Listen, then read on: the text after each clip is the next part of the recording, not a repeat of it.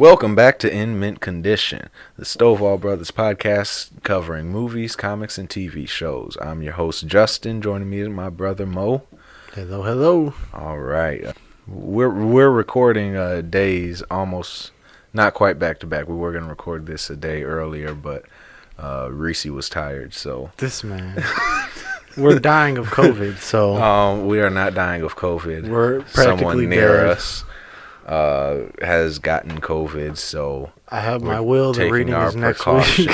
I think we're going to try to get tested Yeah. to see if we have a positive. Like it's been said, though, false positives are likely, specifically with the test that this person had. So we'll see what happens. But we feel good at least. Yes, sir. So I'm not worried. Like $100. And if we do have it, I'm sure that the Lord will see us through. Amen. Amen. All right, we're going to jump in this week, and there wasn't really any news we were persuaded to cover. So we're going to just go ahead and jump in, give our brief thoughts about Falcon and the Winter Soldier's premiere. When it's finished, we'll probably go in depth like we did with WandaVision. Yeah. But we at least want to talk about each episode as they come out. So, what'd you think of the premiere? I thought it was a pretty good start. I would have liked to see more Bucky, but I think that the path they're taking with him, at least here at the beginning of the show, is a pretty interesting one. Yeah, my thought was, I kind of wanted them to be together in this first episode, but I get it. They're setting stuff up. It felt really like the start of a Marvel movie in terms of how it was structured and how it goes. We get an action set piece, and then everything slows down, and you start sitting with the characters a little bit, learning about them, getting to feel what they're going through. So overall, I think it's a good start. A little slow, but it's all you have to build character. You have to be able to get an understanding of the characters. And like I said, it feels very much like the start of one of the movies. Although hopefully they speed up, because there's only, 6 episodes? There's only 6 episodes, but they're 40-minute episodes. Yeah, so 40, 50-minute episodes. So I think it'll be pretty solid. It's not going to be like WandaVision, which honestly, I miss WandaVision. I had fun. But we have Falcon and the Winter Soldier now to take the place of Friday night TV, so I'm excited to see what happens. What'd you think about U.S. Agent? They revealed at the end. I think U.S. Agent is, in the comics, he's basically MAGA Captain America. I saw somebody took a picture of the old man from Up and put the Captain America because his face was all squished up. Yeah, I thought this is going to be interesting to see. They've already dealt more with Sam's experience as a black man in this. I think he was probably in the episode for 20 minutes, 25 minutes, and they've dealt with his race more in that short period of time than any of the 1, 2, 4 or 5 movies he's been in combined. Winter Soldier, he was in Avengers. Winter Soldier, Civil War, he cameoed in Ultron. Yeah, Civil War. Infinity War, Endgame. Yeah. Oh, he was in Ant-Man too, so 6. 5 or 6, like I said.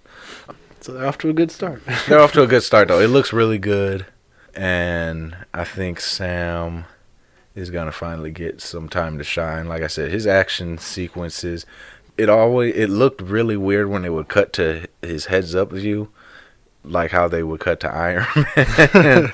But since he's not in a suit and doesn't have like a heads-up display, it just looked weird, and the angle made his head look a weird shape.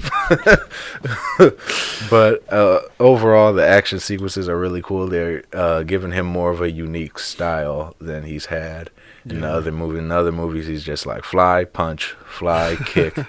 In this, we're getting to see him really utilize his wings, utilize his abilities, and that's pretty cool. Like you said, I like what they're doing with Bucky. Mm-hmm.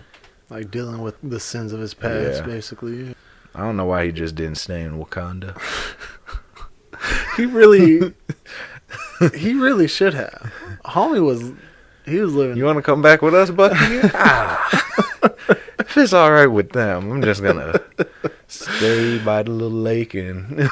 Yeah, I mean, he even like in this episode, he even mentioned like the most peace he had was when he was in Wakanda. So I'm like, just go ahead. You ain't got Steve no more, so just go back to Wakanda. I don't know. Maybe they were like, "Look, man, we've done all we can. You gotta go. You ain't gotta go home. But you gotta get out of here." But no, I'm looking forward to this series. It's gonna be pretty cool. Yeah. Like, I don't know if I said, but it looks really good. It's shot with great quality, great camera work. Yeah, it looks great. Yes. This is cinema quality. I will be interested to see if this was worth making it into a mini-series. Or just to make it a movie. Or if they should have just made it a movie. Yeah. I personally think they could have made it. Well, I guess we'll have to see how it goes. But in my opinion, at the start, it would have been cool to see it as a movie instead of because then you can have their own thing, like their own movie. Because every other big name hero has their movie. Still waiting for Hawkeye's movie, but well, no. I think that would have been interesting to see it as a movie, but we'll see how it plays out as the mini series. These shows, though, since they're in such high quality, I don't think it's really a problem. Yeah. Like you said, we'll see how it all turns out. I think we won't be able to spend much time with them in just a movie. But, Yeah. I think they probably made the right decision. WandaVision was the right medium to do Wanda's storyline in.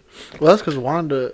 Because her show was like a show. Each episode, at least in the beginning, was an episode of its own show. So I think that as a movie, it would have played weirdly. But telling the story, the show was just the device they used to get the story that they wanted to tell, which was her isolating the city, bringing Vision back to life, and creating her kids. Yeah.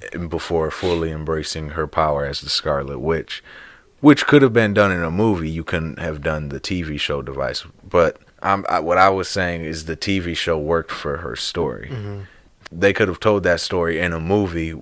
They would have had to change the TV show device and dynamics. They probably wouldn't have been able to do that, and it wouldn't. To me, we would have missed out on that fun. But it could have been told in a movie. It was just what I was saying. I think it benefited more from being a TV show, and this will.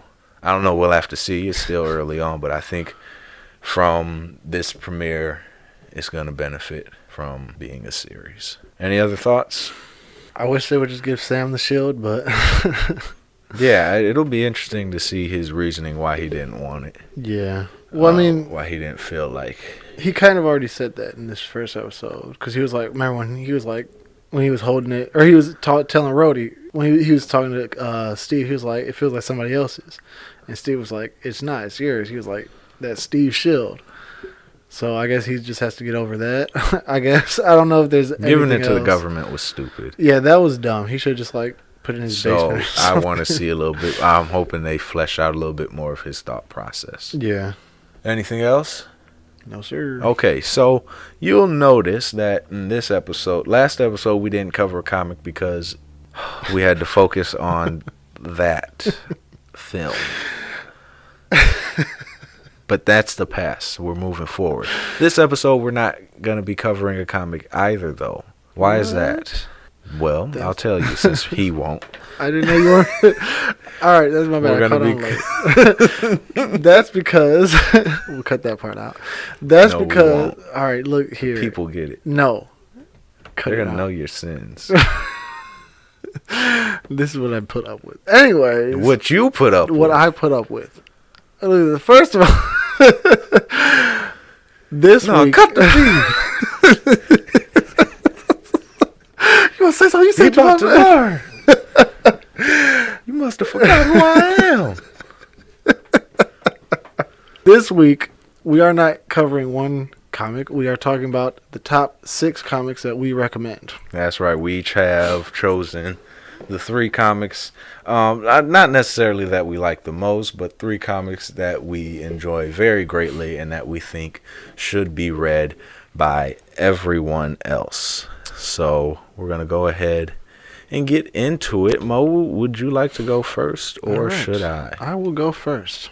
My first comic is Justice League Origins. The first comic, I do believe, in the New 52 run, back in 2011. I thought this was a really interesting story. It was a great telling of the Justice League story of them coming together. So for those of you that don't know, the New 52 was DC's initiative in 2011 to try to draw more readers in.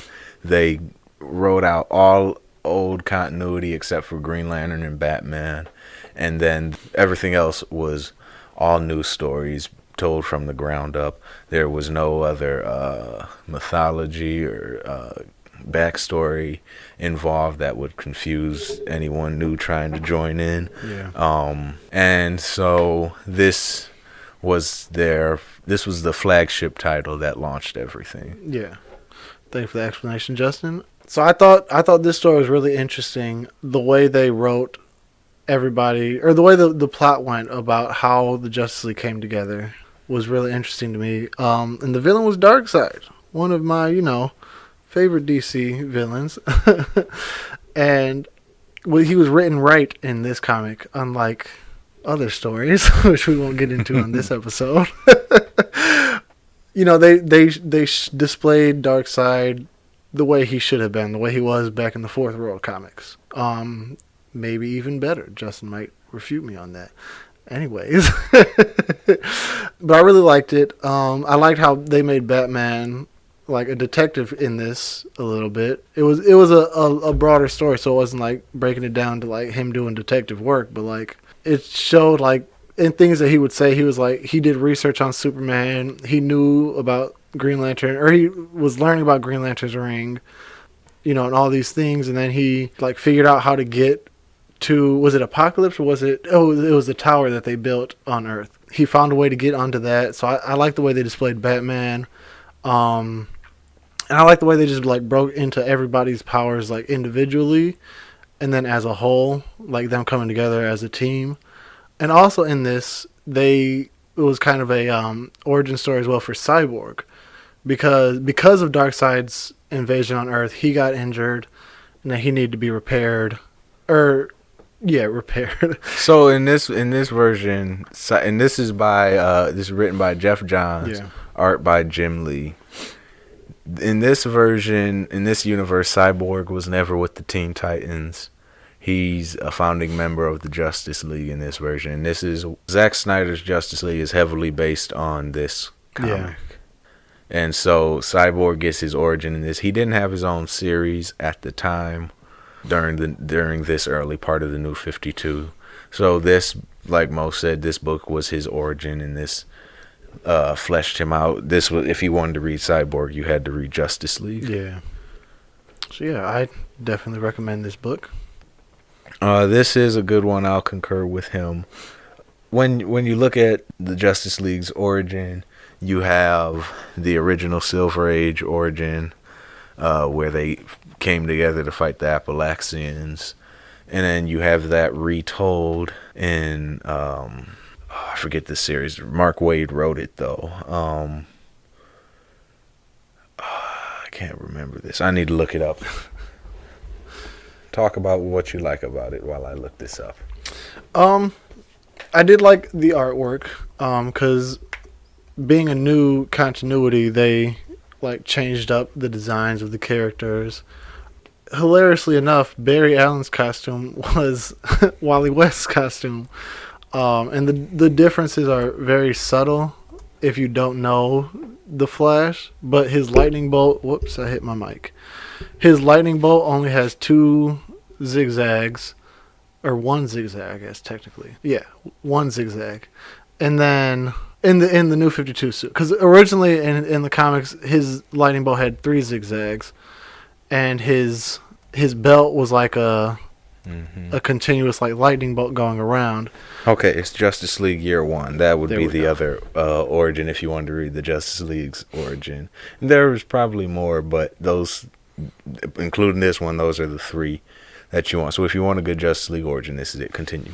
And then in the New 52, his costume is like Wally West. It only has one zigzag, and the lightning bolt on his belt comes to meet in the middle. So, and then they changed all their designs. Superman and Batman lost the underwear that they used to have in the comics. Their trunks. They learned how to put their pants on after the underwear, so that was nice. But yeah, the designs on everybody was hatred in your heart. I like that version of them better than the underwear. I think sacrilege. It's classic and it's still good, but I just like that. Nah, you gonna get jumped for this. Oh my gosh, man! I'm calling everybody. Let's go. Call them. Y'all know the address. Show is over. But yeah, the artwork was good. The story was good. 10 out of 10. I recommend it. Don't make that face. I wouldn't say 10 out of 10, but I would still recommend it. He would say 9 3/4 out of 10. It was that good. It is good, though. I highly recommend it. Okay, yeah, I'll go next with mine. I'll keep it along the same sort of lines, same sort of theme. My first recommendation is going to be DC The New Frontier by Darwin Cook. This book takes place in the 50s and 60s. Premise of the book is that the Comics Code Authority was never established. If you don't know what that is, a brief history is basically after World War II into the 50s, comics dropped superheroes for a large part. The most popular comics became like romance titles, horror titles. Westerns might have been in there too as a big name, but superheroes had dropped in popularity.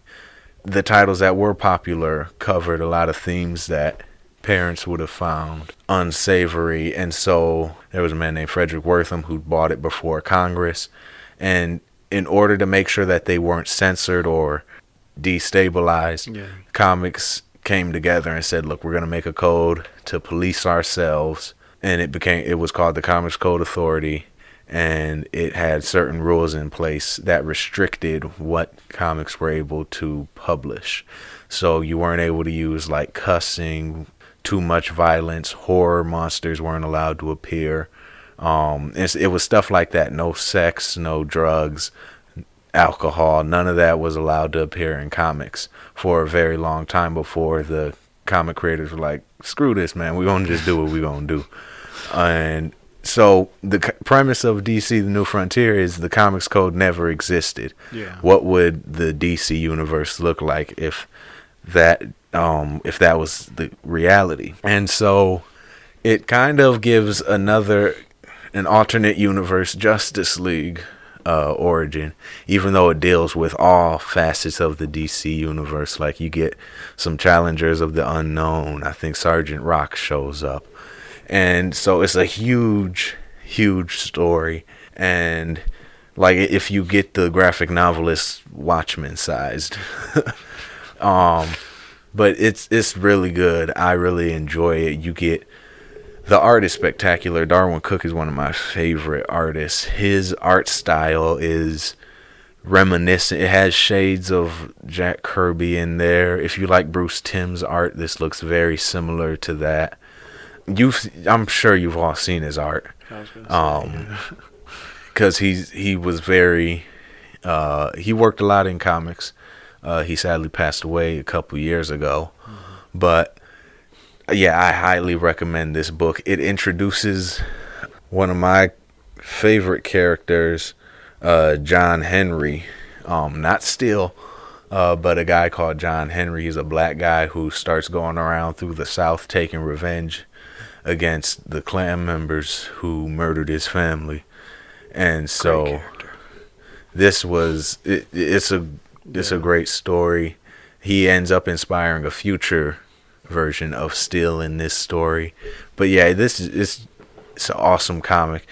It and there, of course, there's a world-ending event, but it also has smaller moments where you get to spend time with heroes. You get to see Batman, who goes through this moment where he's fighting some bad guys trying to rescue this kid who was kidnapped, and when he finally gets to the kid is too scared of him to go with him so Batman could help him. And so later on in the story, you see Batman's costume has changed, and he's like, I'm not here to scare kids, I'm here to scare villains. So, you get moments like that. Wonder Woman is portrayed as a massive Amazon, and it's awesome. She gets a more armored look instead of the traditional spandex look. Superman, great portrayal. Unfortunately, he gets written out of the last battle pretty early on.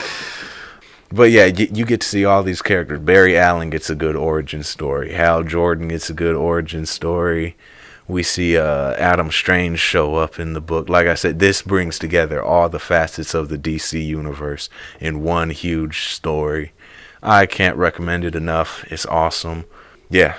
Wasn't this the book that the movie was based off of? Yeah. And then didn't have the scene with the Martian where he was like, yeah. He was like, if you ever do something bad, it's like a box of matches costs like $1. Yeah. But yeah, so I would highly recommend this to anyone who enjoys the classic Silver Age comics. This is a good throwback to that. And like I said, the art is spectacular. The design set in that time period, it has a space age aesthetic to it that, it's gorgeous. I'll go ahead and give my second recommendation. Oh, before I do, I agree. Great comic. I recommend it as well. That'd be fun if we have a comic that we don't agree with. I object. Actually, don't read this. Don't read this. Let me tell you why. No, I agree. That's a good one. My second recommended, or one of the top recommended comics, I would say, is the Batman Court of Owls, City of Owls run. That's also from the New 52. This was a really good. They did Batman really well. I gotta Who say. is it by? I don't remember. Scott Snyder with art by Greg Capullo. It is by Scott Snyder, art by Greg Capullo. I got that from Google. I hope that's his last name. I've never said that out loud. It's Capullo. Capullo. I don't know. Anyways.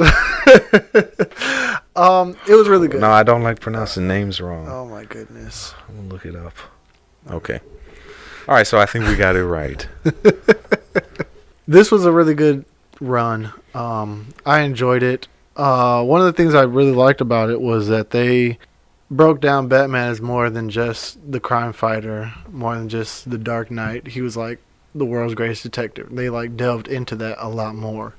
And I enjoy that because I like stories where they like show Batman actually being a detective instead of just giving him that title.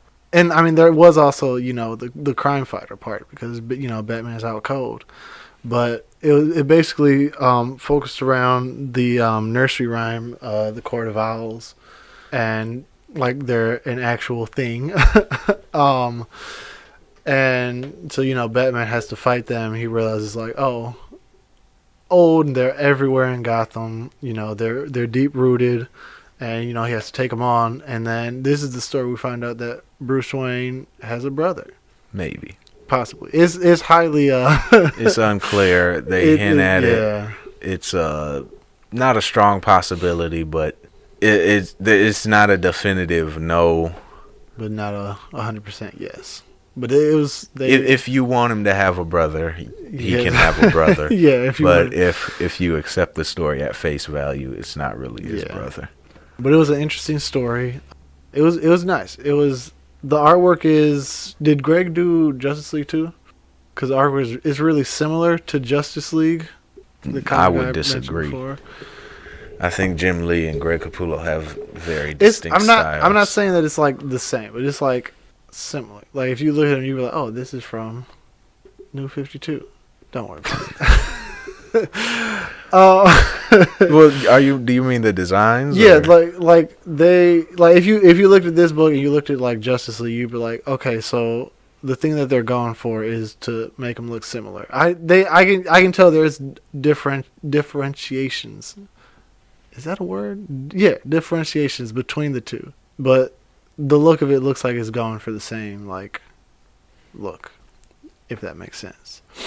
That is, in DC in general or comics in general have tended to have a look. There are definitely artists that stand out and that have their distinct styles, but a lot of comics have in recent years have tried to capture the look of Jim Lee. I don't think Greg Capullo's style matches Jim Lee's. Like I can see clear differences between the two. That's what I'm saying. I know it's different.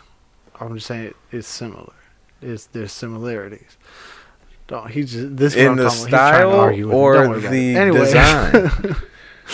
design. They just look similar. Okay, that's fine. All right, I won't argue with you. You don't gotta fight with me. Once we end this, I'm gonna have a talk with you. You can talk all you want. Talk is cheap, baby boy. What them hands gonna do? Not a thing. Next week, I'm going to be the only one on this podcast. Yeah, right. You're going to be in a cast. Tell him I said it. He talking big game right now. It's okay, y'all. Don't worry about it. Don't snap at me. But yeah, it was Court of Owls, City of Owls. It was great. I think more in City of Owls, you got to see Batman use more of his like arsenal, if that makes sense, because he used the Hellbat suit. Is that not what that's called? What is the suit he used when they came in the cave? Because the owls or the Talons, the assassins for the Court of Owls, they entered in the Batcave, and so Batman was like fighting them off, and then he had a mechanized suit that he was in, that he was fighting them with. His T-Rex, his giant T-Rex that he has posted up in the Batcave is also automated, so like that was fighting them too. I thought that was pretty interesting. And then in City of Owls, it also the Thrasher suit. The Thrasher suit, that's what it was called. That story splintered off to the rest of the Bat family, which I thought was interesting that they broadened the story out, but it was really interesting. If you enjoy Batman comics, this is a top tier Batman comic. I definitely recommend it. Yeah, this kicked off the New 52 with a bang. Scott Snyder stepped in as the main Batman writer and knocked it out the park. Highly recommend it. If you want to go on and continue the full run, I would recommend it. Yeah. New 52 Batman, their content was phenomenal. Because the next storyline after this featured the Joker. It's a whole thing. We're not going to get into it. But if you just read Court of Owls, City of Owls, you won't go wrong. I'll keep mine in theme with yours again, and I'm going to recommend Batman: The Long Halloween. So nice. This takes place in the early days of Batman's career. There's a serial killer who is committing murders on big holidays in each month. Batman's trying to track him down, and he interacts with his whole rogues gallery. You see Joker, you see Poison Ivy, you see everybody. Scarecrow, everybody really gets some play. This also features a version of Two-Face's origin. This time it's connected to the Holiday Killer. It's awesome. If you're looking for a Batman detective story, this is the way to go. It's awesome. You might be able to guess it if you're a big mystery buff. I think you'll be able to guess who the killer is. It's Batman. But this is one of the best Batman detective stories that you're gonna read. I'm surprised they haven't adapted it yet. I think they might be actually. They might be releasing one of the direct-to-DVD movies. I thought I heard they were doing that. I don't know. But it seems like Matt Reeves, the Batman, is going to be inspired by this. I don't know how factual that is. We'll have to see when the movie comes out. But if it is, then we're in for a great treat. If you enjoy this one as well, you can bleed over into the sequel, Dark Victory. That gives you Robin's origin story. You get to see Two-Face in action after his transformation. It's awesome. It's not as strong as The Long Halloween because they do some retconning, but it still holds up. It's really good. If this is the best detective story, that's the second best. See, he doesn't transition over to me because he doesn't love me. So anyways, it's my turn again. Do better. I don't know what you want me to say. For my third recommendation, I am going to leave the realm of superheroes and jump over to Star Wars. And the recommendation I'm giving is the droids. I know this man didn't just say Kanan. It is Ezra Bridger. Darth Vader. I'm sick of him. Specifically, the Darth Vader run that's supposed to fall in between episode 4 and episode 5. That came out in 2015. It's a really good story. If you Oh wait, I have an amendment. I forgot to say the author and artist of Long Halloween. The author was Jeff Loeb. The artist was Tim Sale. We gotta cut out like 10 minutes. I might be able to clip and move it. He won't. Okay, my recommendation is Darth Vader. Specifically, the Darth Vader run that's supposed to be between episodes 4 and 5 that came out in 2015. Now, if you enjoy Darth Vader content, you're gonna enjoy this comic run. You get to see Darth Vader going up against everybody pretty much. One story that comes out of this line, Sidious hired somebody to make replacements for Darth Vader because of the Death Star blowing up. He looked at that as Vader's failure, so he was like, all right, I'm going to just replace you. And so he was pretty much like, if you want to stay by my side, you have to earn. And so Vader pretty much went up against all the replacements. I'm pretty sure he killed all of them. I'd have to go back through and see. So I was like, that's crazy. And he was just like, showing like the extent of Vader's powers, because we've never seen that in the movies, and we only get to see that in like shows or comics, not really shows. So it was a great comic because it showed like the extent of Vader's powers. It showed all the things that he could do. Kieran Gillen did an amazing job with this story, and the art done by Salvador Larroca was pretty good. It was incredible. Not pretty good. That's disrespectful. It was pretty good, you know. It was great. The story, it's an amazing story. I highly recommend this one. Yeah. The Marvel Star Wars has done a great job. They really have. Capturing the look of the universe. They really have. I haven't read a ton of it, but from what I have read, I've enjoyed it. I'm looking forward to getting more into it. Yeah. This Star Wars stuff is great. I know a lot of us still enjoy the Dark Horse comics. And it's sad that a lot of that stuff isn't canon anymore. They had some really great stuff. Cade Skywalker's gone. But what can you do? I will say one more thing, though. Because Marvel set out like 3 different Darth Vader series. Yeah, you want to make sure you grab the right one. Yeah. I'm sure they're all good. I was gonna say there are stories that I've seen in the other ones that I really wanted to get into that I'm gonna have to find those comics to get into them. But I recommend all of them. I'll say that. But this one specifically, I mean, look, the stories that I've read. Yes, I can, and I just did. Get all 3 of the lines. Tell me which one you like the best. Put it in the comments. Anyways, make sure you get the one that was out in 2015. Should run between episodes 4 and 5. That's my recommendation. 10 out of 10 once again. I wouldn't go that far. This is what I'm talking about. This is what I'm saying. All right. Our family's falling apart. No, go ahead. My last recommendation is the original Teenage Mutant Ninja Turtles comics. I disagree. No. I think if you just read the first one, you're going to be all right. But if you get into it, you're not going to be able to stop.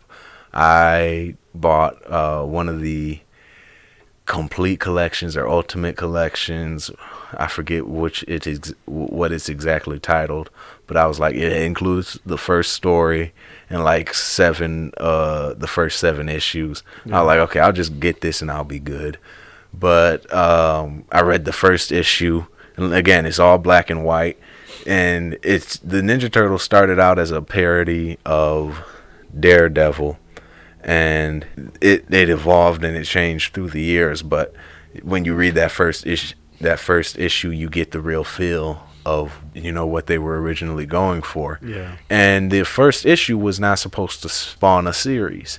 It was supposed to just be a one-off that the creators, Kevin Eastman and Peter Laird, their intention was just to make this comic. They were friends. They were roommates. They were like, we just want to make a comic. So it wasn't their intention to create a series. They were just like, this is something we want to do. We're going to just get it out there. But the reception to it was so good that they were like, okay, we're going to put some more out because we can do something with this. That's why in the first issue, Shredder gets killed.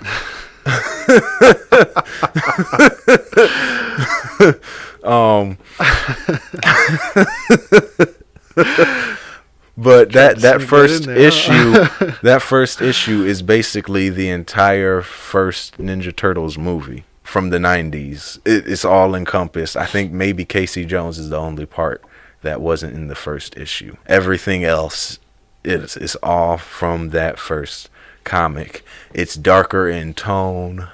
I know a lot of us have links to either the 80s cartoon, or some of us me and Mo's age, came up with not only that one but the 2003 series. Woohoo! But this is the comic that started all. This spawned all of it. And like I said, if you get it in a collection, be careful because you're gonna want more. When I finished the first collection, I was like, I need more. And I have like the first 4 volumes, like I said, of the either complete collection or the ultimate collection. I forget what the edition is called. So, but yeah, I definitely recommend this. It's just a really fun issue. And if you're aware of Daredevil's comic book history, his stories, you'll see where the parody lies. Yeah. And it's hilarious, but it's also awesome. Nice. Why are you looking at me? This is your recommendation. Don't look at me like you want me to say something. All right. Moving on. Any honorable mentions? Anything that you just want to throw in there? I will say Injustice is a pretty good run. 1 or 2? 1 or 2. I haven't read 2 yet, so okay. Injustice. You got to clarify these things. I mean, Injustice 2 is called Injustice 2, I do believe. Unless, write in the comments if I'm wrong. No, Injustice is really good. It's the prelude to the video game, the first video game. And it just explains how we get to the point that we're at when the video game starts, or at least the campaign of the video game. Sorry, I hit the mic again. So it's really good. It was written by Tom Taylor, and the story that he put out is a great story. It breaks down why Superman became the way he was when we get to the video game, and it's really good. It's a lot of ups and downs. It's a roller coaster of emotions, I have to say. So it's a good alternate universe. If you like Zack Snyder's evil Superman, you will like this comic. My honorable mention, I have to get it out there, The Fourth World, by Jack Kirby. This consists, like I mentioned it last episode, of 4 different series. The New Gods, Mr. Miracle, Superman's pal Jimmy Olsen, and The Forever People. If you don't want to read them all, at least go through New Gods and Mr. Miracle. Speaking of, Tom King's Mr. Miracle is Tom King, Mitch Gerrard's, or Garrett's. Again, first time I've ever said it out loud. I'm sorry. But that is a recent series. It's really good. I highly recommend it. That one's a limited series. The other four that I mentioned that were part of the original Fourth World, they're all collected in different editions, so it shouldn't be hard to get your hands on them if you want to read them. Any others? No, nothing I can think of. I could go through my vast library and give you recommendations. Man but has two large bookshelves and a stack set to the side. We'll stick with the 6 that we've given you. All right. So yeah, if you want to know any other recommendations, if you would like us to get character specific, maybe give top 6 Batman, top 6 Superman, Wonder Woman, anything, Green Lantern, Flash, we can get into the specific comics and runs that we think, or that we would recommend. We'll try to keep it to complete collections where you can just pick up 1 or 2 trades and be on your way. But if we have to go with a full run, then so be it. You know what is another honorable mention before we close out? What? Green Lantern Rebirth. That was a really good comic. The only problem with Green Lantern Rebirth is that both of the creators suck now. Ethan Van Sciver is a racist, misogynist. He got fired from DC because he was so racist and misogynistic and all of that. And then Jeff Johns has been in trouble because of the allegations of things he did on the Justice League set. But the comic itself relaunched Hal Jordan as Green Lantern, bought all of the other, at that time there was only 4 Earth Green Lanterns. It bought all of them together. It kicked off a 10-year run of Green Lantern that honestly, it's really great comics. If you can get past who the writer is, depending on how you feel about him. I understand a lot of people don't like Jeff Johns anymore, so it's up to you if you want to get into it. Yeah. But it is, like I said, or like Mo said, it's a great comic. It's really good. It might be a little inaccessible to people who haven't read or aren't up on the lore, because Hal Jordan starts off as the Spectre, and then he turns back into Parallax. And so if you don't know what's going on, you're like, what? It's, But that is a good one. Yeah. I was going to say, regardless of how caught up you are on the lore, you'd get most of the gist of the story. So if you can find it and you want to read it, that's another honorable mention. There's we could just go through and list off comics. Maybe we'll do a episode where we give recommendations of where people want to start for certain characters. Yeah, let us know. if you want to get into a character and you don't know where to begin, let us know and we can try to help you out. But yeah, so this was fun. This is what I like talking about. Yeah. I enjoy talking about movies too, but comics is always fun to talk about. If you join our sweepstakes, you can join us on our podcast. I'm cutting it. So yeah, thank you guys for tuning in. I hope you enjoyed both of last week's episodes. Our Snyder Cut review dropped Saturday, so hopefully you can check it out. I know that one ran a little bit longer. There was a lot to talk about. And that was me. That was my edited version. Yeah. If I would have left everything in there, you guys would have been like, "Yeah, I ain't watching this. These fools out their mind. I think I'm gonna sit and listen to this." It was a lot. So you're welcome. I guess. I think we tied.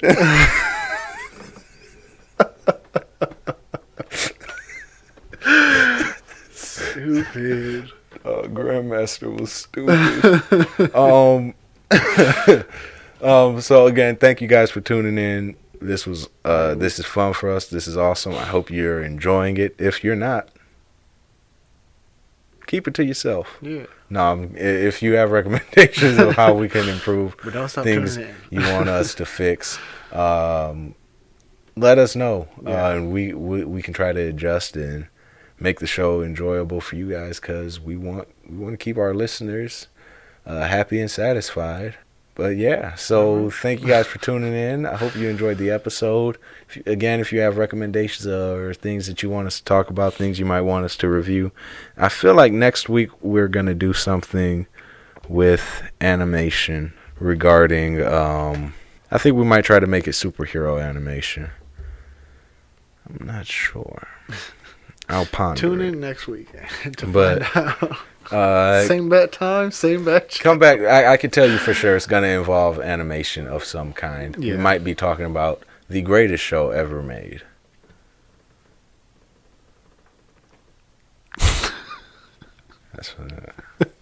That's right.